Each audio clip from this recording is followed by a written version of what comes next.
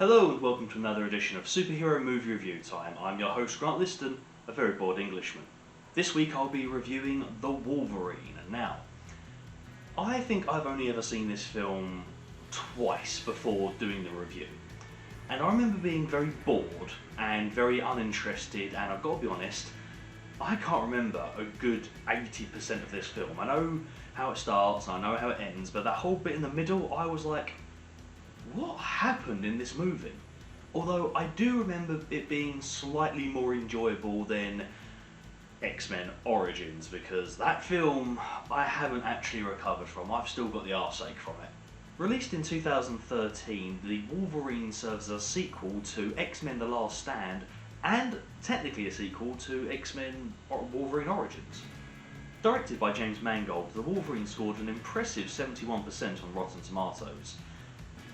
I actually thought that's too high, and this is obviously before I started to rewatch the film for this review, but I sat there and went, 71% from critics, that's...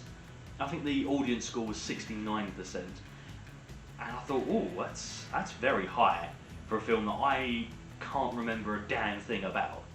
So let's sit back and relax as we review The Wolverine. Okay, so I completely forgot how good this opening section was. Like, I thought the film started a bit later on, but we in fact start in Japan, where Logan is a prisoner of war. And here we see this young soldier desperately trying to free all the prisoners before the bombs drop on Nagasaki and Hiroshima.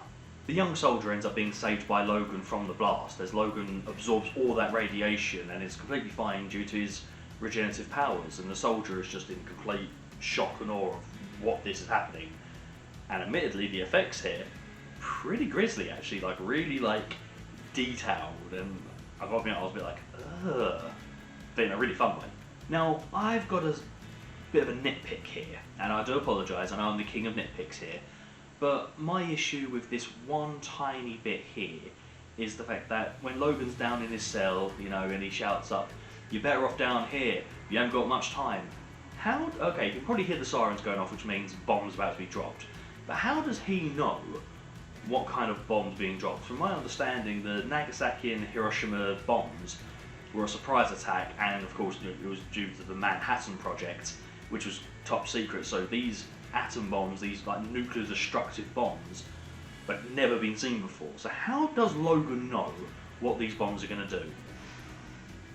I'm smelling time travel or bullshit. That's what I'm smelling there. Yes.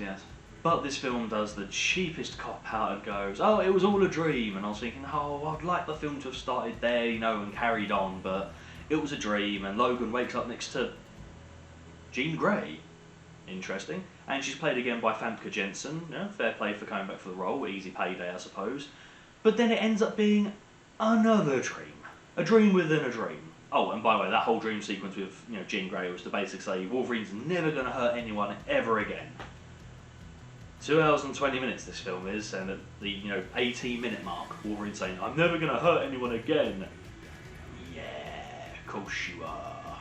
And would you believe it, his vow of never hurting anybody is tested almost instantly when a group of hunters injure a bear but don't kill it, so Wolverine has to put the poor beast out of its misery.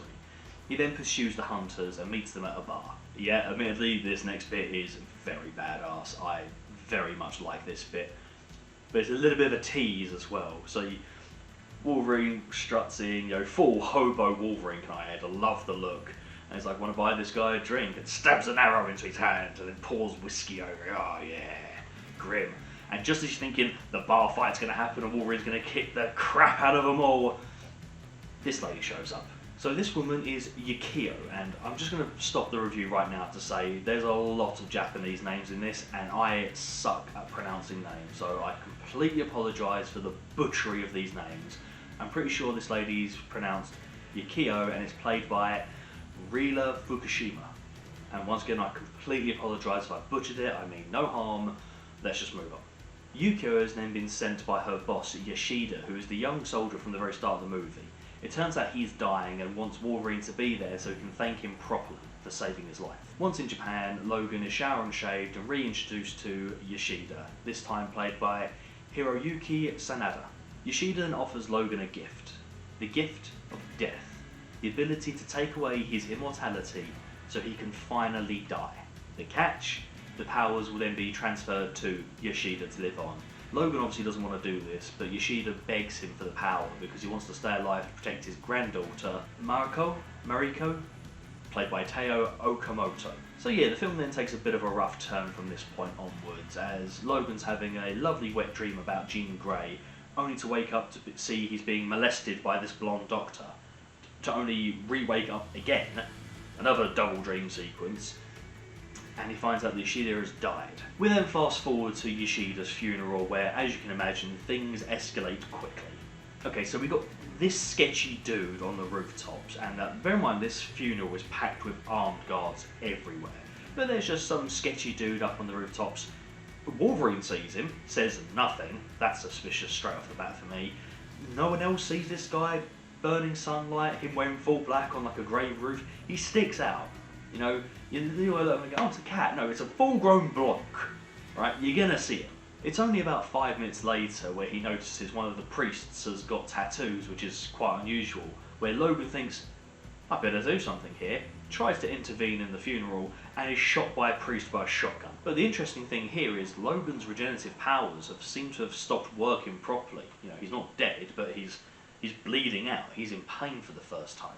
Now, I'm going to be honest, the whole hero loses his power thing only to regain them later on is one of the oldest tricks in the book when it comes to superheroes, whether it be the cartoon shows, the comics, and now film. You know, this is the 5th X-Men movie in the franchise, I think. I think it's 5th or 6th movie, and it's only now they're doing someone loses their powers.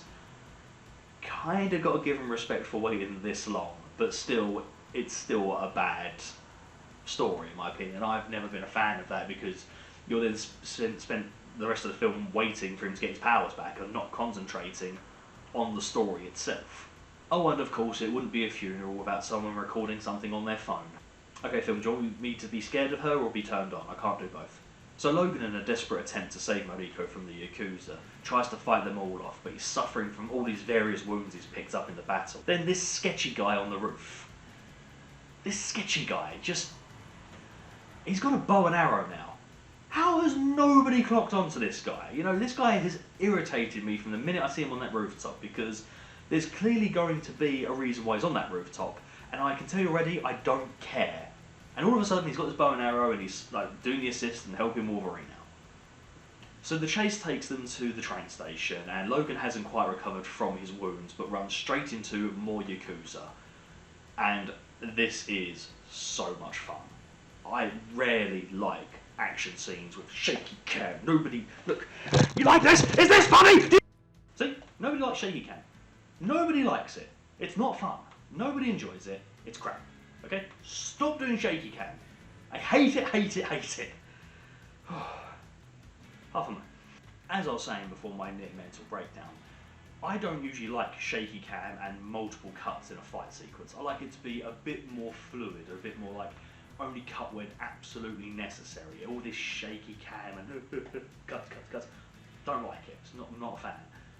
This one, it's not got a lot of cuts, and it is shaky cam, but it's still a lot of fun, and I think that's a first for me. Yeah, the actual action in this scene, like the actual fighting, is kind of very much got its own style, and Logan's obviously trying to fight 4 off at once while bleeding out, and then they end up on top of the train. Thank God, amazing.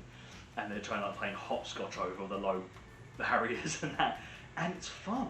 It's genuinely fun. I think this is probably the first time since X-Men 2 where I've watched Wolverine go on a bit of a rampage, and it'd be quite fun, like, you know, the whole bit in X2, X United, stupid name, where he's running through the mansion taking out all the soldiers.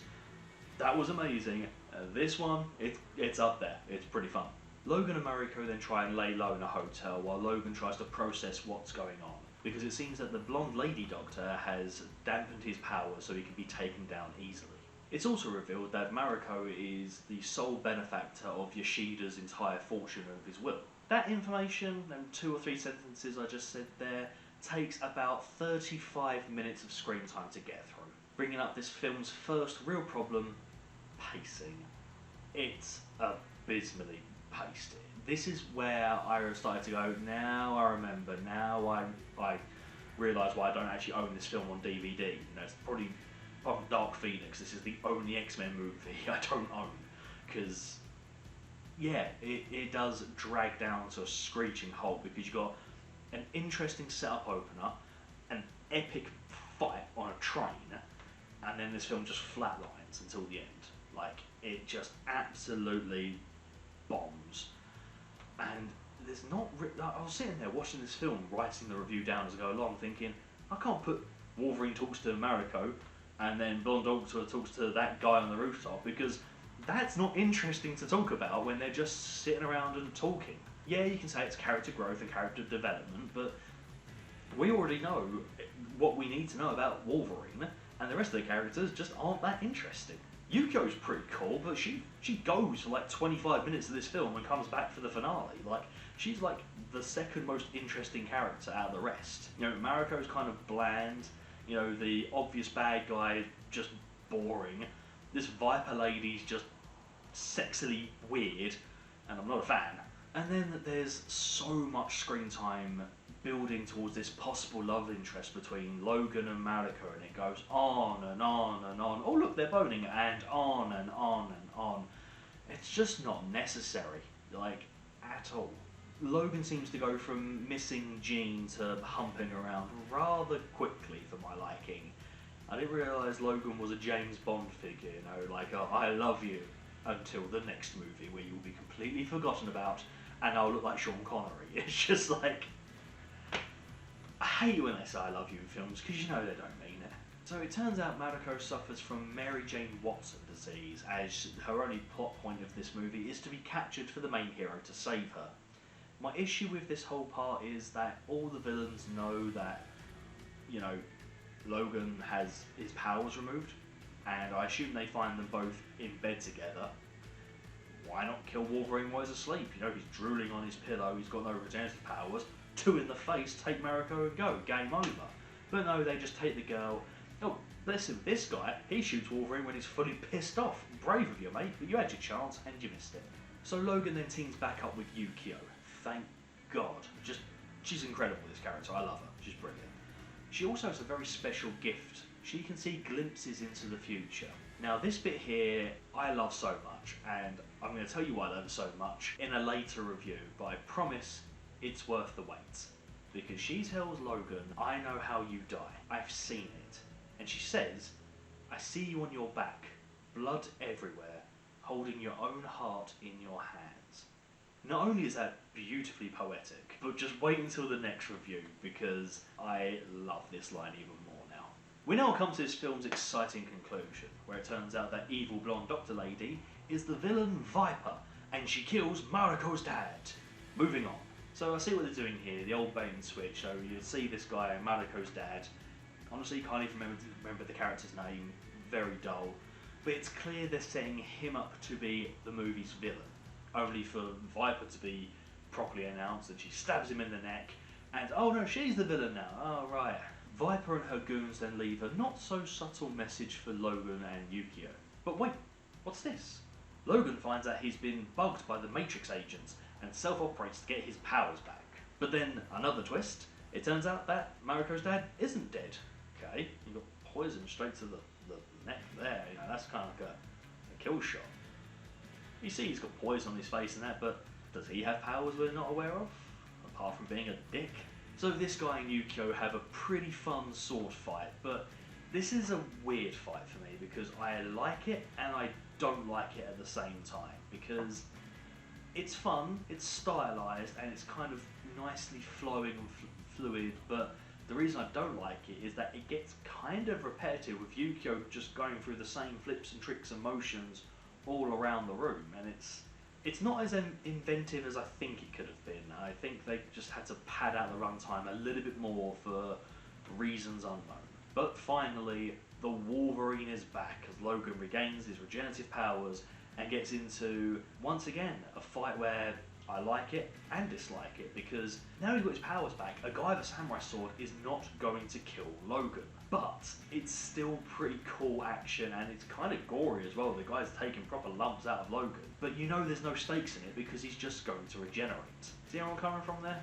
But this fight does have a pretty cool finish. Like, it's, yeah, pretty fun. But this film's got one more twist left up its sleeve. Like the old samurai movies of old, the lone warrior arrives at the town to take on multiple foes, to battle through the village, up to the castle to save the princess. I gotta be honest, I actually perked up for this bit here. I do enjoy those old samurai movies. But his last foe isn't just the Viper, it's the Silver Samurai! I hate saying this because I do like X-Men, but every time I do a review of the X-Men, it sounds like I don't like it at all, because this massive fan favourite villain, the Silver Samurai from the comics and the cartoons, boring. Not a fan. It's like Michael Bay's wet dream when he did like the Teenage Mutant Ninja Turtle movies with Shredder, turn him into like a Swiss Army knife man, just really crap. But the person operating the Silver Samurai is Yoshida. He's not dead! Moving on.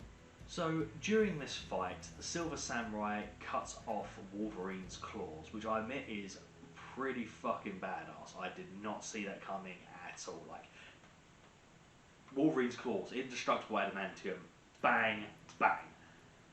Wow, that actually shocked the crap out of me. This was like very, very unexpected. And I gotta be honest, I completely forgot it happened as well. But for visuals, it was pretty cool. And it does lead to the obvious ending as Mariko picks up the discarded claws and stabs her grandfather in the face to kill him off once and for all. Okay, kind of a lackluster ending to the movie, but at least it was narratively correct. Oh, Yukio kills Snake Lady too. Just so you know. So the film ends with Logan and Yukio boarding a plane to adventures unknown. Now, there's a different cut of this ending. I've only ever seen it on YouTube, and it's amazing, and it annoys me they went for this awkward silence ending where they're both just sitting on a plane not talking to each other. The real reveal is Yukio brings out a briefcase and gives it to Logan, and it's his proper Wolverine costume. We, to this day, have never seen Hugh Jackman wear that sodding outfit. Yes, it's goofy, but give the fans what they want. Now there is a pretty nifty after credit scene as well, where Logan is in an airport 2 years later and he is confronted by Charles Xavier and Magneto. So this is obviously setting up X-Men Days of Futures Past, and I've already reviewed this movie, so I'll leave a link for you guys in the comments. Give it a watch, you might enjoy that one. But this makes us ask more questions and still doesn't give us any answers. For example, how is Charles Xavier alive? He died in The Last Stand. I know the after credit scene he seems to have gone into a different body, but they never explain how he does it. Next up, how does Magneto have his powers? Yes, once again they kind of tease that as well at the end of X-Men Last Stand, but he had the cure jabbed into 3 injections to the chest from the cure, and he seems to have lost his powers. And then they do that tease at the end where he slightly makes a chest piece move, but why did the cure not work on Magneto? It's never explained. My next question is, how long until the events of Days of Future Past happen? In this airport scene, you see Trask Industries on the television screen, and Charles and Magneto saying dark days are coming for our race, and blah blah, etc. But when we then get to Days of Future Past, the world is gone to shit. It's over. In this current scene though, everything looks fine, so that's got to take at least 10-20 years to get in that state of decay. Also, in Days of Futures Past, Wolverine's got metal claws. Well, at the end of this film, he has his claws cut off and he's got bone claws back again. Does the adamantium just mould around his claws again? They don't explain this to us. And my final question, whatever happened to Yukio? You know, what an amazing character. And I assume her and Logan split off at some point, but she would have been great to see in Days of Future Past, you know? Like, she's an awesome character, but no explanation, she's just gone. However, it's always great to see Sir Ian McKellen and Patrick Stewart on screen. Legends, absolute legends. And that was the Wolverine. Yeah, my opinion has definitely changed. I now have a certain respect for it. You know, like the opening and the ending, very good. It's just that slog in the middle there that just, it gets me. Like, there's nothing going on at all. Anyway, as always, I'm going to give you the 3 good and 3 bad, starting of course with the bad at number 3. Logan is a tragic soul with another lost love. We get it. We understand. Logan is an animal, even though he doesn't want to be an animal, and there's always a love interest. We had 3 movies of Logan trying to bang Jean Grey, right? We then get X-Men Wolverine Origins with his hot girlfriend, Kayla! That was her name, I've just remembered. Like it matters because what a waste. Just, he then forgets all about her, and then this movie he's pining after Jean Grey again, and then starts banging Mariko. Like, stop giving him disposable love interests like batteries. Like, just stop. There's so many other storylines you can do with Logan. Just stop. Number 2, whisper talk. I'm fully aware of what I'm about to say could be taken as offensive, but please rest assured, I mean no harm, and I'm purely speaking from a cinematic point of view. Most of this cast, English is not their first language. I can understand them perfectly when they talk at a reasonable volume. Logan, Hugh Jackman himself, is also, a problem in this movie for me. Sometimes I'm quite hard of hearing. I'm not deaf, but I've got something wrong with my ears. They're kind of gooey, sorry for details, but I'm hard of hearing. I do sometimes mishear a lot of things, so a lot of the time I've got to have subtitles in my movies because hold on my minute, it's okay. No one can understand you either. We don't understand all your problems. Now, I've had to turn the mic up for that one so you can actually hear what I was saying. But when they talk like that on screen, with an accent as well, a Japanese accent, I find it incredibly hard to understand, and it kind of takes me out of the movie so much. And even when you got Logan and Jean Grey laying in bed together, what are you fucking saying? Speak up! I understand your mood setting and that, but I've never, ever spoken to anyone at this level of frequency. It winds me up, and that's all films, not just this one, but this film, especially with non-English speaking actors doing it in their native tongue, it's very difficult for me to understand. And the number one thing I hate about this movie is the villains, the Silver Samurai and the Viper. Where to start? Firstly, what is the Viper's reasoning for doing what she's doing? She's just bad for the sake of being bad. At least the Silver Samurai, Yoshida, he wants to live forever. It's a greedy purpose, but he wants to stay alive, protect the family, and remain rich and powerful. I get that, I can understand that one. It's not hard to make a good villain. It's hard to make a memorable great villain like Magneto, like the Joker, like Thanos. It's very hard to get to that stage of or Hades as well from Hercules, just mix up a little bit of a cartoon. We remember these villains because 1, they are played incredibly by incredible actors. 2, their motivation. And 3, relatable, I think Hades is probably the odd one out there. We like him more because he's a personality. But we're glad to see him lose at the end. But I look at other ones like Magneto and Thanos, they're best examples. They are villains you can relate to. Their motivations are clear, they're understandable, and in a weird way, you can reason with them. You can understand why they're doing it and actually agree on some parts, not all. But they're very, very relatable. These villains in this film, no, they're not. At all. But enough about all the bad stuff, let's talk about the 3 good things of this movie. Starting, of course, at number 3, Hobo Wolverine. I love it. It's very, very simple. It's almost very, very silly. But Wolverine with long, scraggly hair, big beard, living in a cave. It's fun. And at number 2, the action. The action is very well paced and structured, has its own style, has its own choreography, and it's nothing like we've seen in the X-Men universe before. And even going further from the action, I just want to sort of cram into number 2, the whole style of the film is very Lone Samurai. It feels like one of those, I think they call them a spaghetti western, where it's not quite what it used to be, but it's different. Yeah, I can kind of see where this film's coming from, and I really, really enjoy this style. And of course, the number one thing I love about this movie is, it's got to be Hugh Jackman again, isn't it? The guy, this is the Wolverine film we deserved.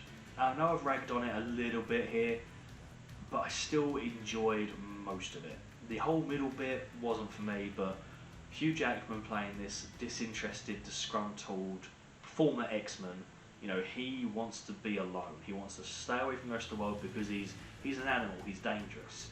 and he then reluctantly goes back into battle for one more run, and even he's like, I'm the Wolverine. It's good to see Hugh Jackman doing what he does best. That being said, I'm going to give this film 6 out of 10. Really good, above average. That middle bit needs to be sorted out though, just what a slog at times. Thank you all so much for watching. Please feel free to like the video, share the video, and of course, give me those dirty comments down below. And I'll see you all next time for Logan. Take care now.